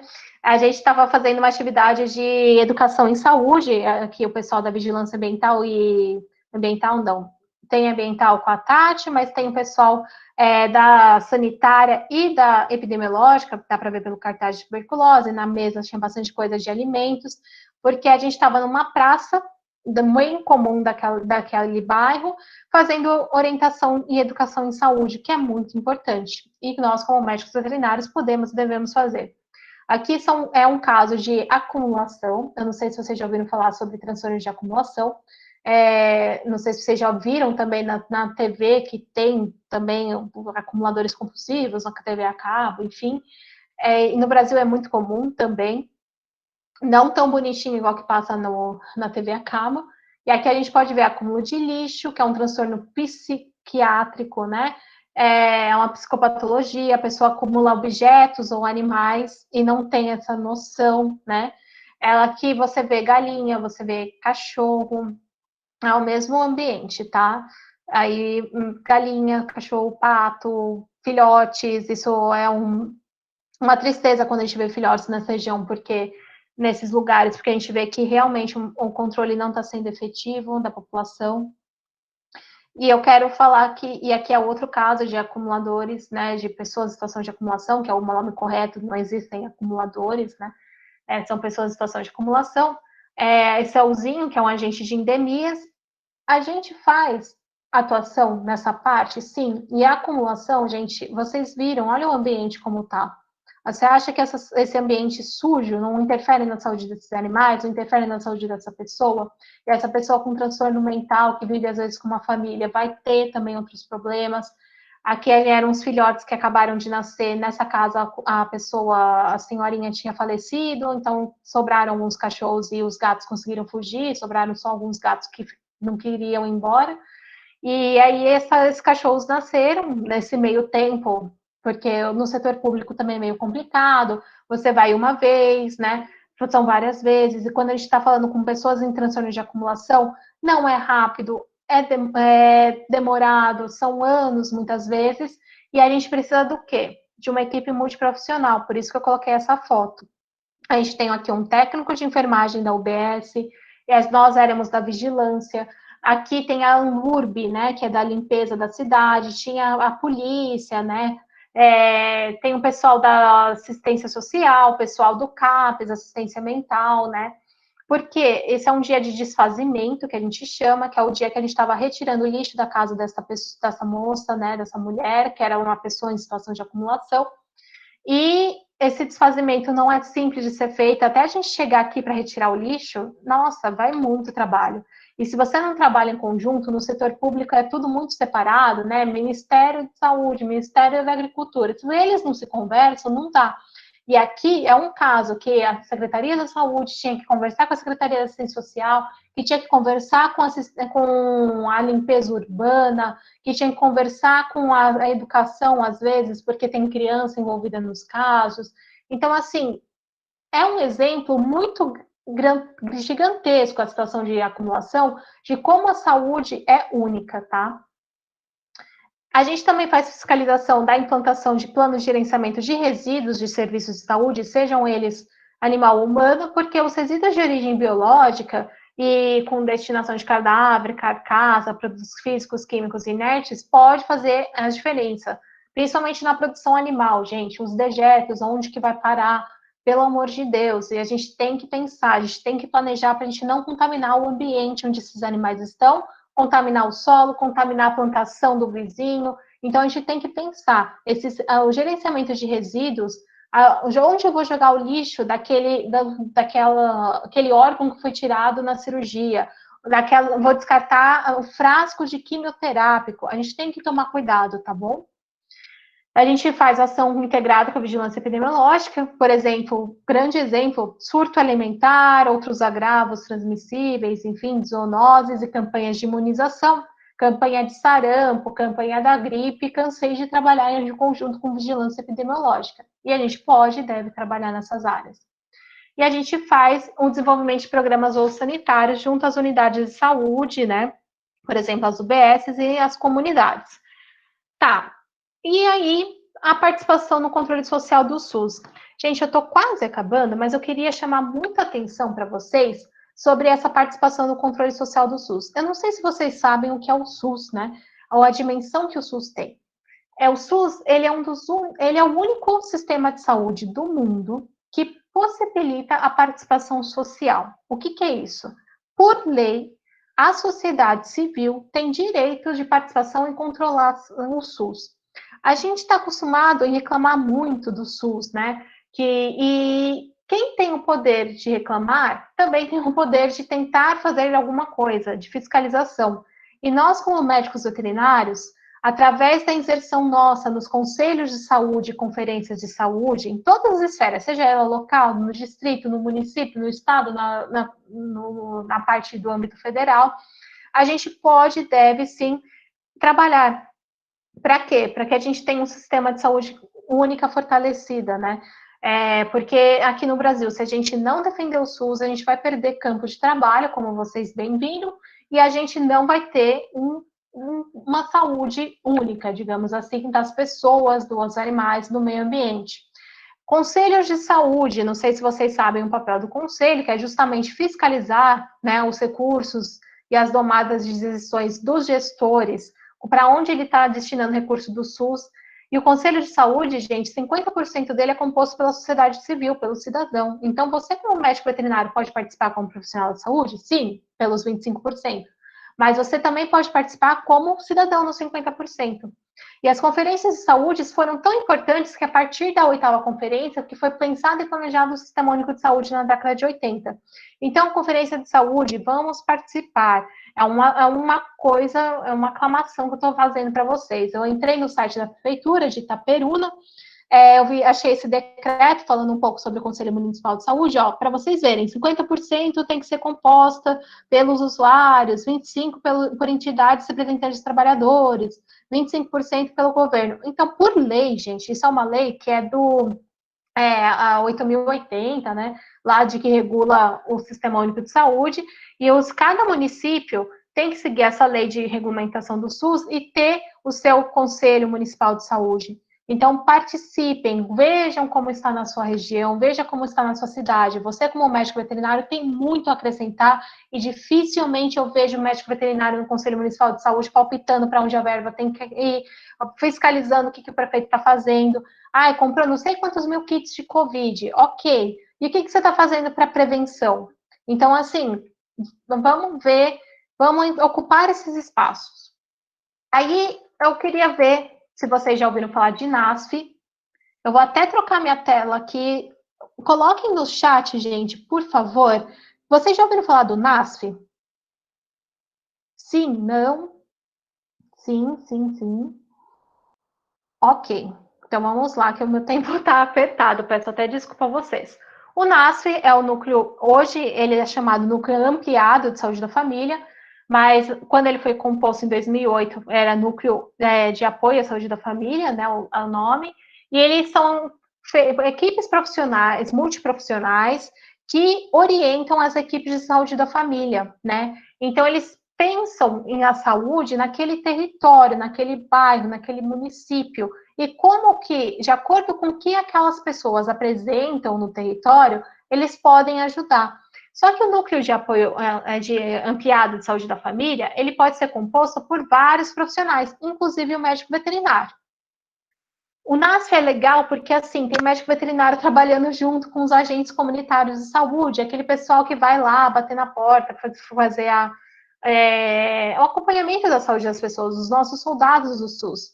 E aqui é uma foto, por exemplo, eu não estava no NASF, eu estava num programa de extensão, que é o Projeto Rondon, e eu estava com os agentes de Diadema, que é uma cidade vizinha de São Paulo, fazendo capacitação de programa de profilaxia pós-exposição da raiva. Então, assim, tinha muitos casos de mordedura e arranhadura, o que você faz, né? Então, assim, o Ministério fala que de acordo com a localização da mordida, você vai receber ou soro, ou vacina, ou só vacina, ou se o animal ele é observável e não foi nenhum local, né, importante de risco, que seriam as mãos, pés e cabeça, você pode só observar o animal durante 10 dias, se ele não tiver nenhum sintoma, você não precisa tomar nem vacina, nem nada. Então, assim, isso é muito importante porque o agente comunitário, ele está em total contato com a comunidade, com as pessoas. E ele passar essa orientação, né, obviamente, quem vai passar o tratamento é um médico, mas ele só te dá essa orientação de, procura lá, vem aqui na UBS para a gente fazer o tratamento, é essencial. Nesse dia também a gente conversou bastante sobre teoria do elo, que eu não sei se vocês já ouviram falar também, que é a teoria que mostra que existe uma relação entre as violências humana e animal. Então, eles, como os soldados do SUS, que vão literalmente na casa das pessoas, eles conhecem vários causos, né, digamos assim. Então, eles conhecem as histórias, daquele cachorro que late muito quando é à noite, porque aquele casal tá brigando. E às vezes aquele cachorro aparece espancado. E esse cachorro pode ser um animal que está mostrando que dentro daquele lar, dentro daquela casa, está tendo alguma coisa, uma situação de violência doméstica.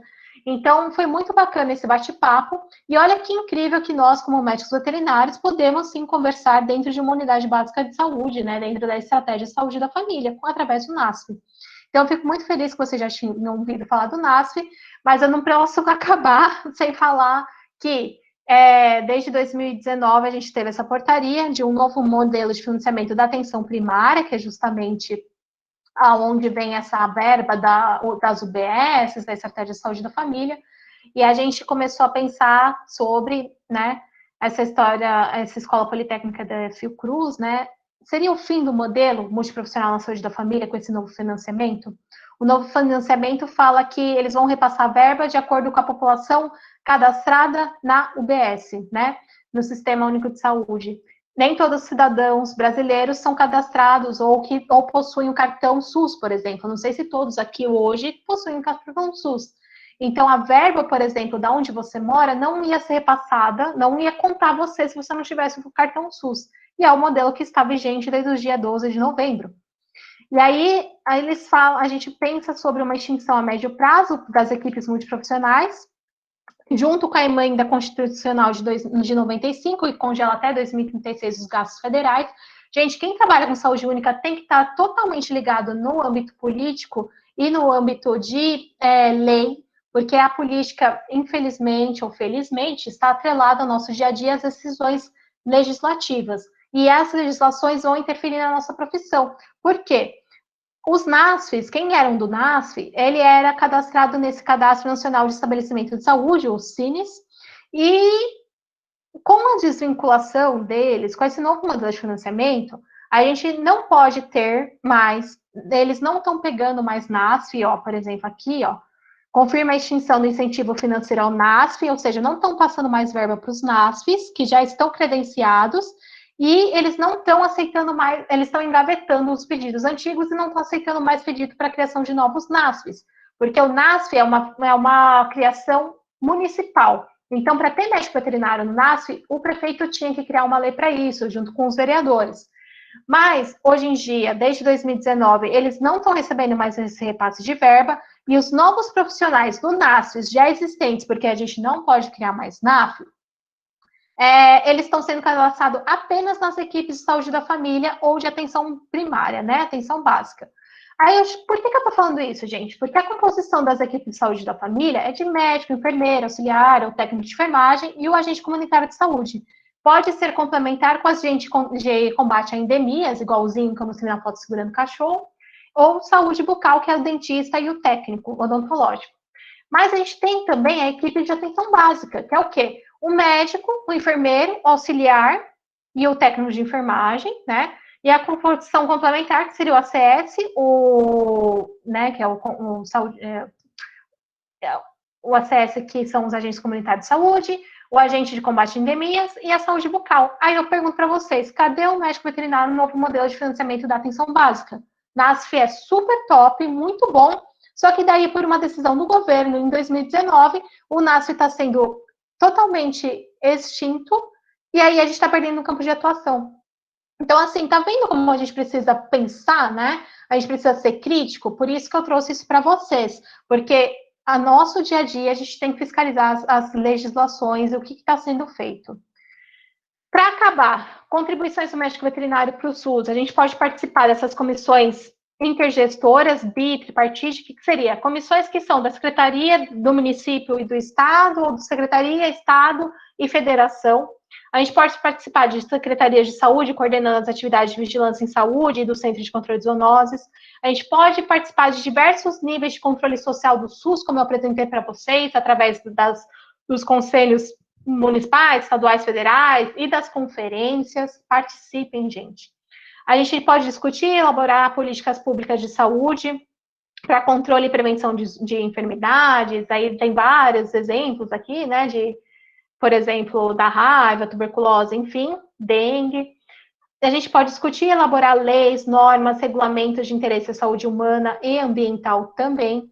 A gente pode participar da política de resíduos de serviços de saúde, comissões técnicas específicas referentes à saúde humana, animal e meio ambiente. Então, a gente pode até servir de elo, né, entre os diferentes serviços públicos, que direta ou indiretamente contribuem para a saúde pública, porque muitas vezes, dentro do município, a gente tem aquela dicotomia, né? Quem cuida dos cães e gatos é a saúde ou é o meio ambiente, sabe? Então, tem umas coisas dentro da própria prefeitura que a gente pode conversar.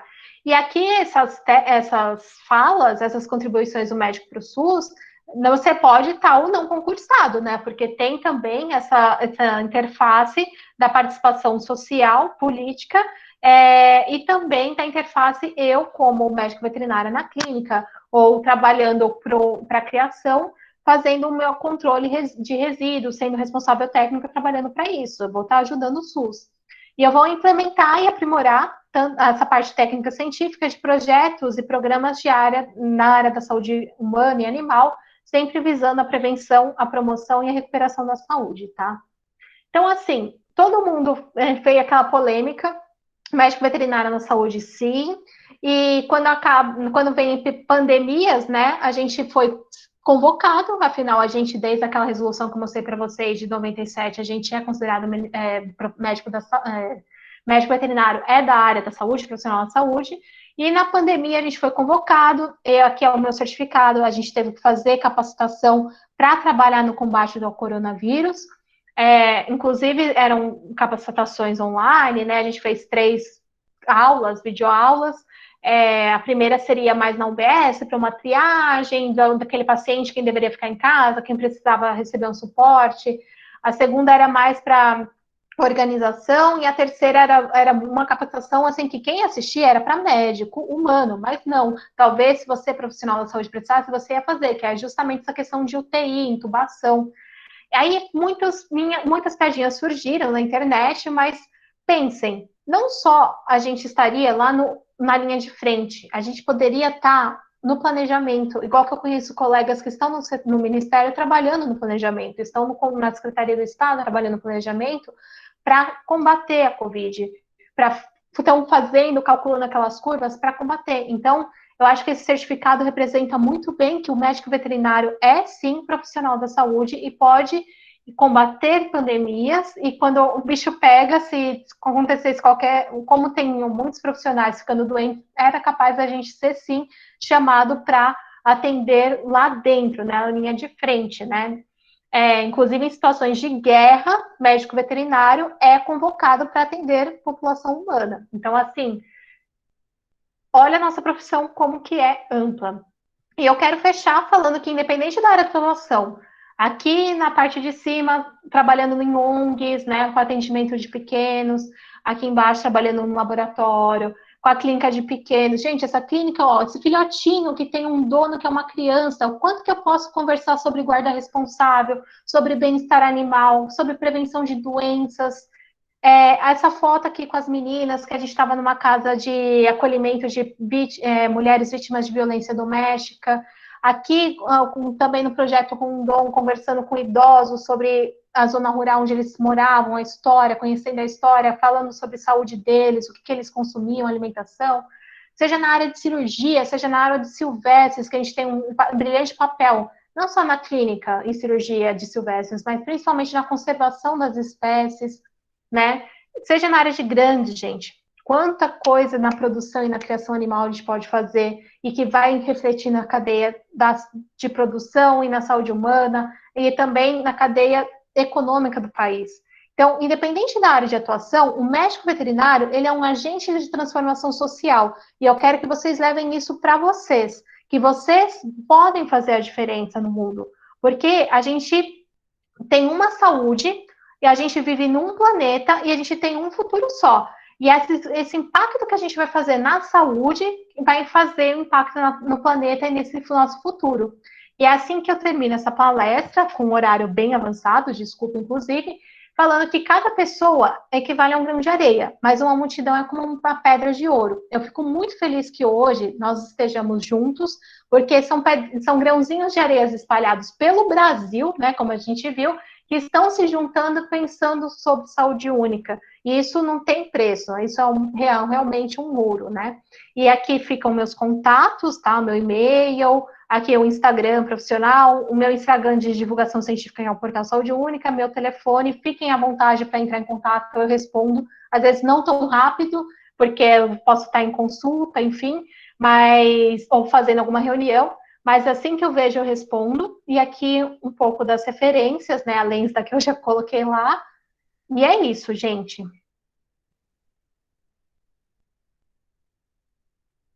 Desculpa por passar a hora, viu, gente?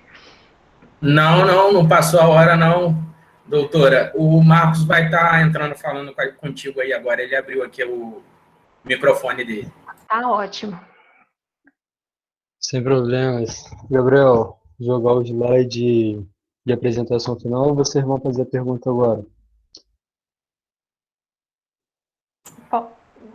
Não. Vai ter a parte das perguntas, mas eu vou abrir a apresentação do slide aqui, Marcos. Aí você faz a introdução da próxima palestra também, e depois a gente entra rapidamente, se a doutora permitir, né? Você passando a palavra para o Bruno. Deixa eu só abrir o slide aqui para ti.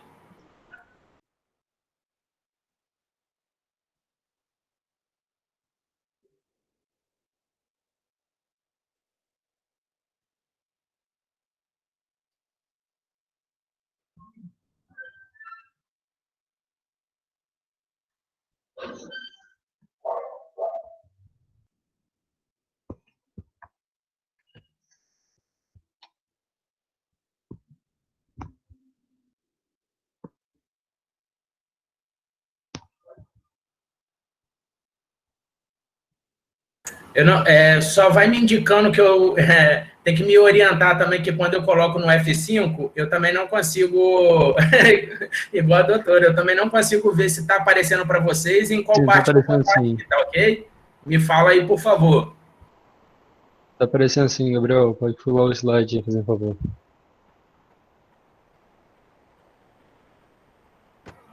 Espera aí. Tá no primeiro slide.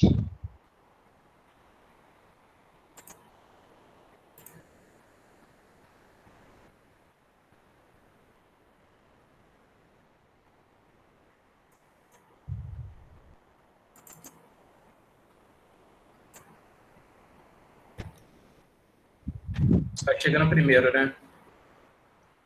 Só.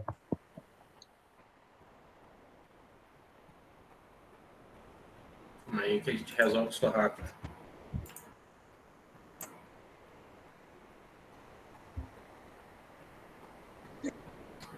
Tá aparecendo para vocês? Então, gente, agora sim. Então, galera, a próxima palestra vai ser dia 24, às 7h30. A palestra será com o professor Dr. Diogo Vivacta. A palestra será sobre o comportamento anormal e estereotipado dos equinos. Médico veterinário formado pela Faz Castelos, Espírito Santo, mestrado e doutorado em reprodução, UFV. Mais uma palestra concluída com muito sucesso. Agradecemos às palestrantes Stephanie Sussai e a todos vocês que estaram conosco hoje compartilhando saberes e conhecimentos. Tenham uma boa noite. Gabriel, é com você agora. Na verdade, com o Bruno. Boa noite, doutora. Boa noite a todos. Agora, nossos organizadores vão abrir a câmera para fazer tipo um bate-papo, né, para tirar algumas dúvidas sobre a palestra.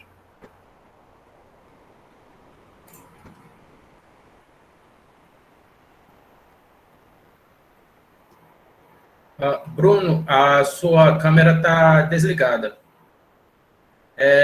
Doutora Stephanie, a senhora ouve a gente tranquilo? Ouço sim. Agora eu tô feliz que eu tô vendo pessoas também. Mas eu entendo que a questão da câmera é pra gente deixar fechada e a conexão ficar melhor. Exatamente. Uma coisa que, assim, eu estava até comentando com os meninos aqui, o pessoal, nossa, que sensacional de palestra, mais do que completa. Aí a gente falou assim, nossa, a gente precisa abrir a câmera agora e fazer algumas perguntas que a gente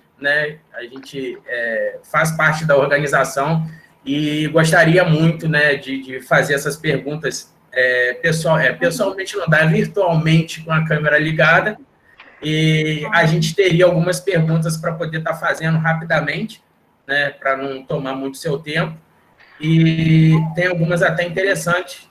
E, bom, eu ficaria a noite inteira, porque é o assunto que eu mais gosto de falar, de conhecer, principalmente de tentar passar para o pessoal qual é a importância realmente da classe profissional, do médico veterinário, da saúde única, né, na sociedade. Mas a gente começou com qual pergunta? Quem se habilita a fazer a primeira pergunta aí? O Bruno vai... A primeira pergunta foi minha. Pode ir, Davi. Então, Stephanie, a minha pergunta é os profissionais médicos veterinários que trabalham no Centro de Controle de Zoonoses, eles têm que fazer concurso público para atuar no cargo? Sim. Todo cargo do SUS, ele é concursado. E do MAPA também, tá, gente? Do Ministério da Agricultura e Pecuária. Eu vi que tinha até uma pergunta falando sobre concurso, que era difícil. Sim, principalmente agora no Brasil, tá tendo pouco concurso, né? O concurso do MAPA foi congelado faz uns 2 anos que tá para ter e não sai. Aí, concurso público, gente, em ano de eleição também tem um prazo para acontecer, então tem um período antes de ter a eleição. Então, concurso público é uma coisa que, assim, quando tem, é uma vaga para médico veterinário, ou são algumas poucas vagas. Então, é bem concorrido, é bem difícil, não precisa ter especialização para passar. Então, eu me formei em médico veterinário, posso prestar? Posso. O que você tem, às vezes? Se eu tenho pós-graduação, mestrado, doutorado, enfim, eu posso ter pontos, depende do edital. O edital vai falar tudo para vocês quando tiver o concurso. Se quem tem pós-graduação ganha 1 ponto a mais, seria assim, ele já entra com uma questão certa, digamos assim, tá? Então, essa é a diferença, quem tem pós e quem não tem nada. Tem concurso que nem tem isso, de pontuação diferente para quem tem pós e quem não tem, tá? Entendi, certo. Uma outra pergunta minha era em relação ao seu trabalho que você faz dos médicos veterinários de rua. Se você já atendeu algum caso clínico que foi submetido à eutanásia. Lá não, felizmente, né, digamos assim. A gente tem um caso bem curioso, assim, casos curiosos, né? Lá eu trabalho bastante com população em situação de rua, que é a ação pontual. E a gente tem os animais que são... Aqueles animais, eu vejo que eles são bem mais cuidados do que os que eu atendi no particular, incrivelmente pensando, porque a gente tem muito preconceito, né? Que aquelas pessoas não cuidam bem dos animais, só que não. Aquelas pessoas deixam de comer muitas vezes para dar alimento para os animais, é a única companhia, a única fonte de afeto. Então, os animais são muito bem cuidados. E o que a gente vê que muitos daqueles animais têm padrinhos também. Então, além do nosso atendimento, às vezes tem padrinhos assim, a pessoa que mora do lado, que conhece aquele pessoa que está em situação de rua e tem cachorro, aí paga a castração, paga a vacinação. Mas eu nunca precisei fazer eutanásia na rua, no hospital, já consegui. E aí, vou ser bem sincera, doença crônica, assim, eles quase não têm. O que a gente vê é pulga, mas eu nunca peguei um carrapato em nenhum cachorro da rua, sabe? Assim, que tá morando na rua com essas pessoas. Então, para vocês verem como eles são bem cuidados. Ao contrário da clínica e no hospital escola, que eu pegava muito cachorro com problema de pele, por excesso de banho, por usar roupinha, por usar perfume, entre outras coisas, sabe? Então, é uma crítica social que a gente tem que fazer dos nossos preconceitos e pré-julgamentos, né? Entendi. Uma outra pergunta, a minha a última, relacionada também a Gabriel Rivoli, relacionada à eutanásia, eu só fiquei curioso. Como que é feito esse procedimento? Então, a gente tem um guia prático, assim, um manual de boas práticas de eutanásia pelo Conselho Federal, se vocês procurarem na internet. Eutanásia significa boa morte. Então, o animal, ele tem que estar sensibilizado, né? O que é isso? Ele tem que estar anestesiado para depois fazer o procedimento que vai matar, né? Então, assim, existem alguns fármacos, alguns anestésicos que a gente pode utilizar. Então, assim, se você for fazer uma eutanásia, o certo é você anestesiar o animal para depois injetar o fármaco que vai matar ele. Ele não deve sentir. É a mesma coisa de abate também. O animal, ele é eutanasiado, ele tem que ser dessensibilizado para depois morrer, né, digamos assim, né? Entendi. Certo. Pode fazer agora suas perguntas, Gabriel. As minhas já encerraram. As minhas perguntas já encerraram, já. Sim. Não, que eu só estou ouvindo a doutora Stephanie, eu não estou ouvindo, eu estou ouvindo, mas eu não estou enxergando. Mas eu acho que eu estou com a câmera aberta, deixa eu ver. Eu estou. Tá, sim. Então, uma das minhas perguntas seria, na parte hoje, quando a gente está trabalhando com medicina veterinária, a gente se forma, tem alguma área específica que a gente possa fazer uma pós-graduação assim, para seguir nessa área de medicina do coletivo? Olha, medicina veterinária do coletivo, você tem a residência, o único lugar que tem é na Federal do Paraná, em Curitiba. Então, você tem essa residência. Você pode fazer projetos de mestrado, né, a pós-graduação, que a gente tem para graduação, estrito sensu, que é o mestrado e doutorado, e o lato sensu, que são os cursos de especialização de cardio, de clínica, cirurgia, essas coisas. Você pode fazer um projeto na pós-graduação estrito sensu com medicina veterinária do coletivo, que é muito comum. Projeto de manejo populacional. A gente tem uma residência na Federal de Minas, em BH, que também trabalha bastante com manejo populacional, e a gente tem uma residência multiprofissional em saúde única na Federal de Pernambuco. Então, assim, é muito legal, pesquisem sobre, e eles têm um mestrado profissional em saúde única. Então, é muito legal o programa deles. Vocês podem fazer, gente, se especializar, vocês podem sim e devem, com certeza, porque a gente precisa de muita pesquisa nessas áreas, tá? É muito ampla a nossa atuação. E tem muito campo. E a gente viu que não é somente o campo, principalmente o setor público de concurso, sim, mas você pode trabalhar no setor privado com isso, né? As empresas hoje, vocês já viram aquele Objetivo de Desenvolvimento Sustentável, as ODS, que são 17 objetivos, que as empresas normalmente usam? Eu não sei se vocês já viram. Que se vocês procurarem no Google, ODS 17, que são 17 Objetivos de Desenvolvimento Sustentável.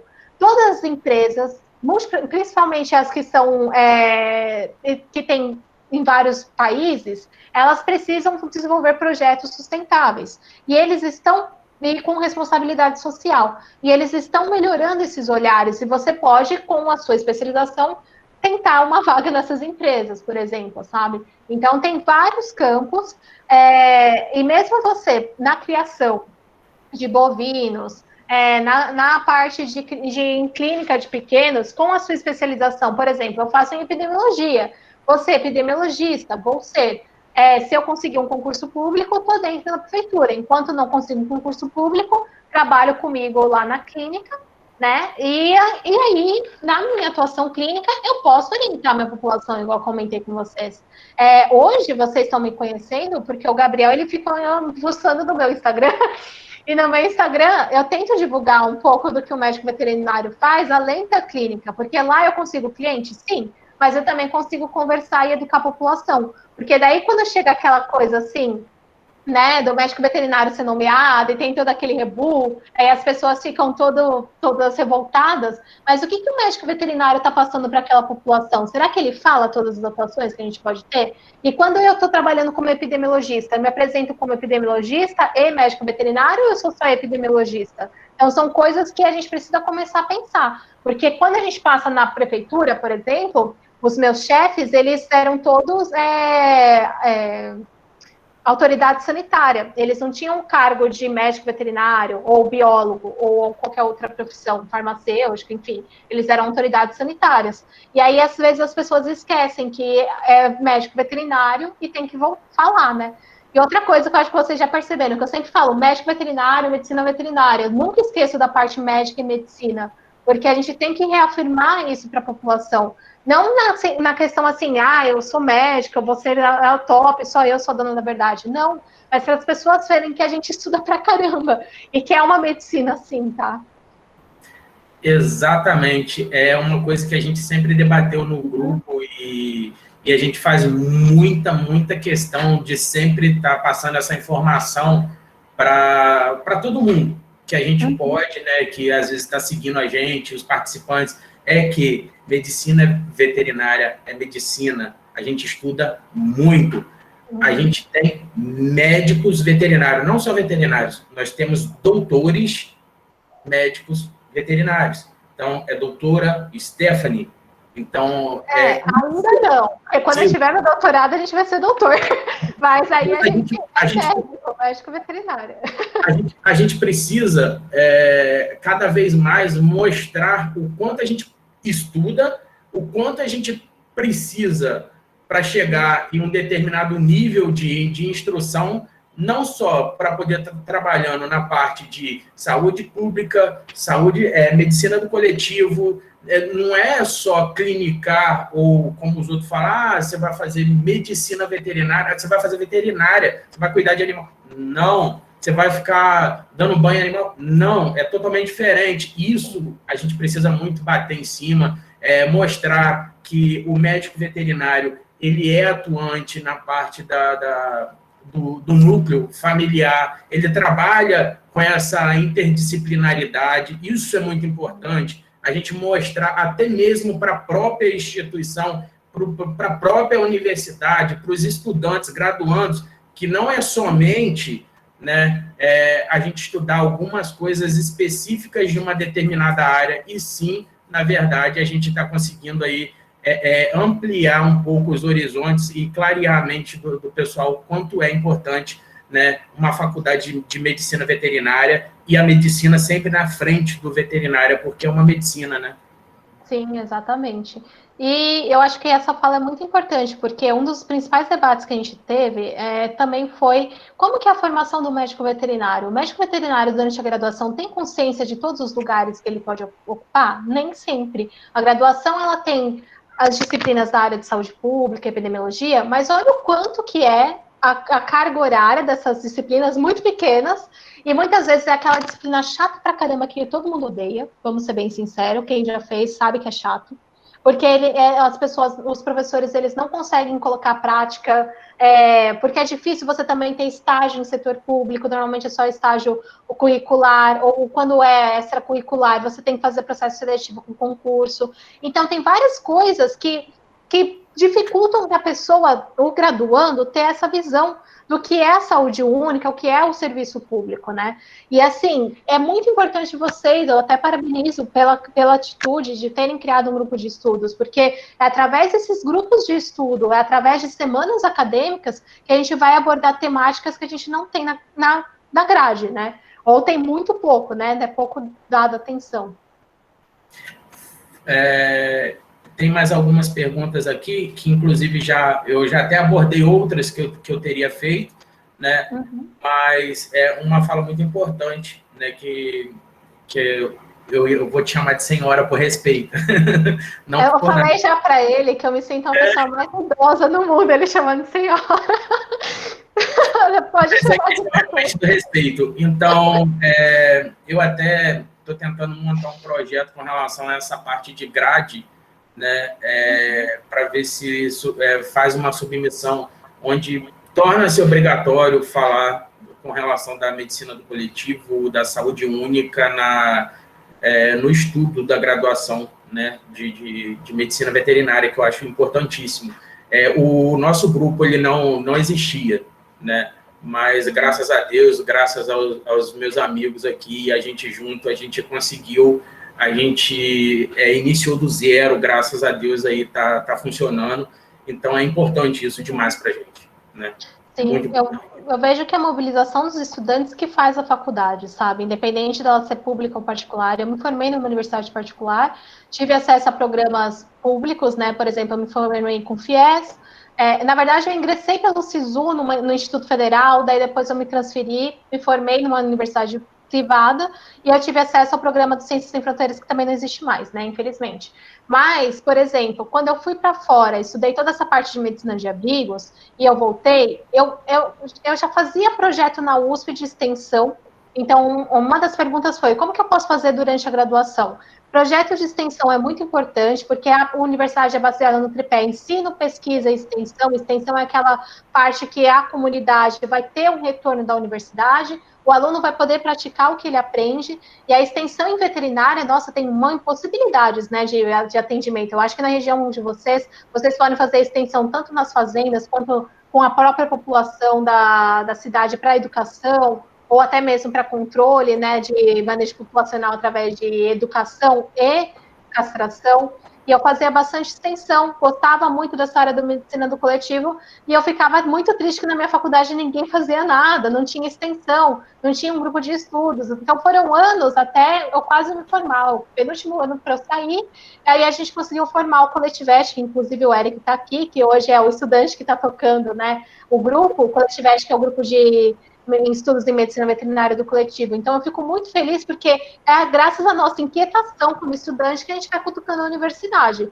E quem independente da universidade pública, privada, a universidade tem que fazer a sua parte. E a gente, como universidade privada, a gente tem muito mais recursos, às vezes, sabe? E a gente tem muito como um poder de barganha de ficar assim, se alunos unidos conseguem muito mais negociação do que na universidade pública, digamos assim, sabe? Não quero incitar nada, gente, pelo amor de Deus. Quer estar gravando, não estou falando para fazer reforma. Não.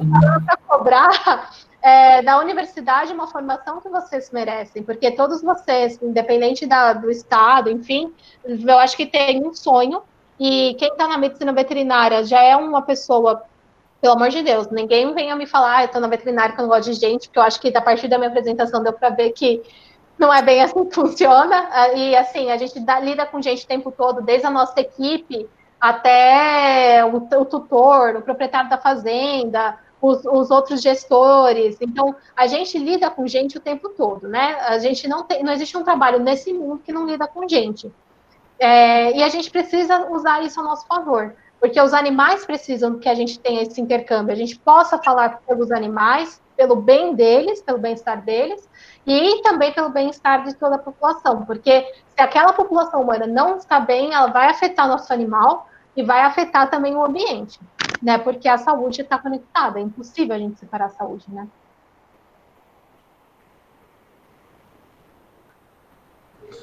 Boa noite, doutora.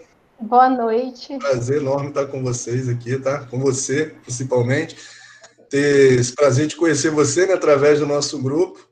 quero dar uma boa noite a todos também que estão acompanhando a gente aqui, que acompanhou, né, e que continua aqui com a gente. Eu tenho uma pergunta parecida com a do Gabriel, a senhora respondeu, né, que é muito importante, sendo para todas as áreas, né, que a gente tem que ter uma especialização. Mas, no caso, para o médico veterinário atuar no controle de zoonoses, trabalhar em cima disso, é preciso ter uma especialização na área ou não? Somente o concurso público, sendo formado só na graduação? Só na graduação. Passei no concurso. Estourei no norte, né? Fiz tudo aquelas pontuações, quase gabaritei a prova. Passei na frente até de quem tinha pós-graduação, que já ganhou um ponto lá na largada. Eu passei, eu tenho pós-graduação, posso trabalhar? Posso. O ideal seria que o técnico que entrasse tivesse, por exemplo, essa formação em saúde pública, né, em epidemiologia, porque é o que ele vai lidar no dia a dia, e é o que na graduação a gente menos tem, né, vamos ser bem sinceros. Então, assim, seria bom quem fizesse concurso, quem quer dessa área, fazer cursos de pós-graduação em saúde pública, em saúde coletiva, em epidemiologia, zoonoses, essas coisas. Porque, igual que eu mostrei lá nas fotinhos, esse era o dia a dia do médico veterinário. Estava controlando o Culex, estava fazendo vistoria de maus tratos, estava trabalhando com acumulador. Então, são coisas que na graduação a gente quase nem vê, né? A gente nem sabe o que é Culex. Eu fui saber no meu estágio. Olha que vergonha, mas é isso. A gente está vivendo e aprendendo. Tá certo. Obrigado. Tá bom? Imagina. Vou passar a palavra agora para o Marcos. É você, Marcos? Vai finalizar? O Bruno fez alguma ou não? As perguntas já foram feitas por nós mesmo. Já foram todas feitas, tudo certo. Sim, eu vi algumas no chat também. Deixa eu ver se eu acho que...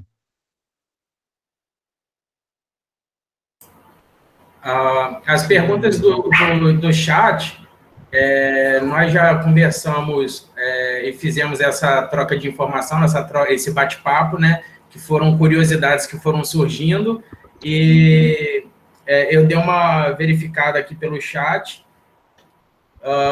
com relação às perguntas. Então, a gente já entrou também fazendo as perguntas e abordou bastante. E a gente vai ter o grupo do WhatsApp também para outras dúvidas. Aí a gente entra em contato com a doutora Stephanie e faz essa solicitação a ela, se ela puder responder para a gente, assim, quando possível. E a gente repassa aos participantes, né, Marcos? Pode continuar, Marcos, que eu acabei te cortando. Não, entendido. Você está falando aí. Mais alguma coisa, Gabriel? Só isso. Não, eu só não consigo enxergar a doutora. Tá só aqui. Finalizar, Marcos. Isso. Só finalizar. Entendi, desculpa. Obrigado. Gente, eu quero ler esse relato da Débora. Ela é funcionária pública municipal e ela estava aqui com a gente, gratidão. E a minha história na saúde pública foi bem ampla. Trabalhei por 7 anos na VIEP, coordenando programas de doenças e agravos não transmissíveis, profilaxia da raiva e a vigilância do óbito. Há 4 anos estou no planejamento estratégico em saúde. Parabéns.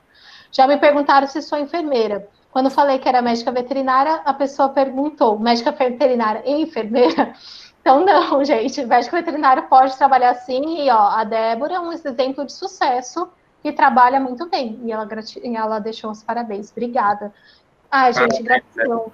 Eu até comentei, eu fiz um comentário aqui, excelente, eu li. Eu falei para ela, nossa, excelente observação aqui, quando ela comentou, além dela ser médica veterinária e enfermeira, né?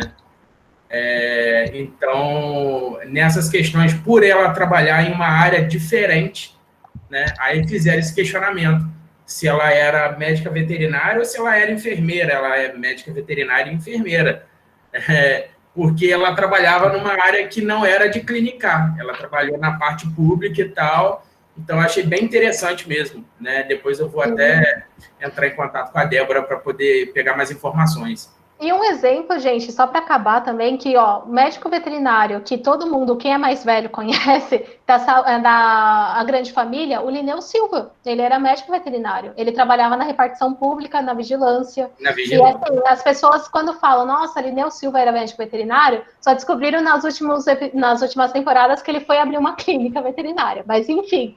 E aí ele era veterinário. Então, quando vocês forem falar, sim, olha o Lineu Silva, né, para educar a tia, a mãe, a avó, que o médico veterinário pode trabalhar, então, sim, a gente pode trabalhar nessas áreas.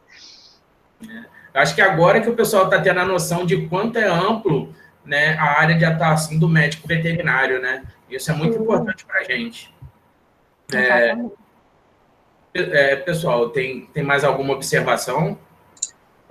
A Ana Paula falou que as suas palavras, Stephanie, confortaram muito ela. Ela falou que ela está no primeiro semestre e ela começou online. E ela estava desacreditada na escolha dela, mas que agora ela está bem mais animada. Nossa, que bom, Ana Paula. Não desista. Se é isso que te faz, assim, que te fez escolher a profissão e faz seu coração feliz. Eu vejo que a medicina veterinária do coletivo foi uma área que confortou muitas pessoas, porque a gente entra na graduação com aquele sonho de salvar o mundo, salvar os animais. Aí é só porrada, né? Porque na graduação a gente só vai sendo dessensibilizado. Mas aí vem essas áreas que lembram a gente, né? Relembram o porquê que a gente escolheu a profissão. Então, eu fico muito feliz por você estar assim, ter assistido a minha palestra. E se Deus quiser, logo tudo isso passa e vai sair do online e vai para o prático, tá? Porque ninguém merece mais só online, né, gente?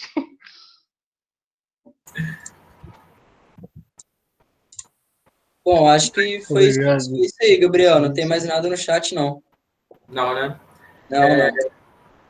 Doutora Stephanie, mais uma vez, quero lhe agradecer. Deixar aqui o nosso convite para as próximas, que a gente tiver, né, uma oportunidade. Foi um prazer imenso, né? Não só de ir mexendo no Instagram e conseguir encontrá-la, conhecer, conversar, e agora a gente aqui nessa palestra maravilhosa. Para a gente foi um completo aprendizado, conhecimento e um ganho, né? Como o exemplo de médico veterinário, né? A senhora está